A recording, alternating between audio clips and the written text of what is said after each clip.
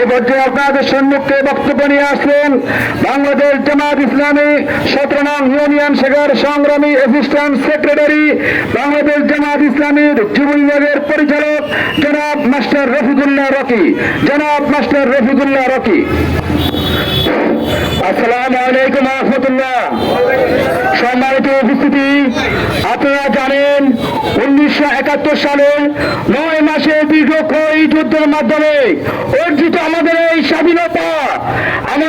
স্বাধীনতার সার্বভৌমত্ব রক্ষা করার জন্য বাংলাদেশ জামাত ইসলামী ছাত্র শিবির অগ্রণী ভূমিকা পালন করেছে এবং 5 আগস্টের সেই বিপ্লবের মাধ্যমে দ্বিতীয়বার বাংলাদেশকে আবার স্বাধীনতা অর্জন করে নিয়েছে।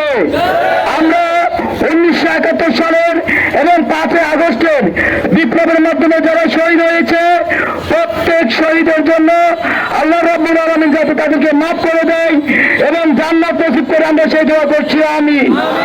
সম্মানিত ভাইরা, সেই দাদারা আমাদের দেশকে নিয়ে চক্রান্ত করছে কিনা?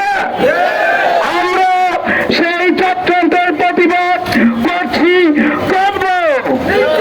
আমরা হয় দেশ রক্ষা করব, দেশ রক্ষার জন্য শহীদ হওয়ার দরকার প্রয়োজন হলে বাংলাদেশ জামাত ইসলামী ছাত্র শিবির সবার আগে শহীদ হবে ইনশাআল্লাহ।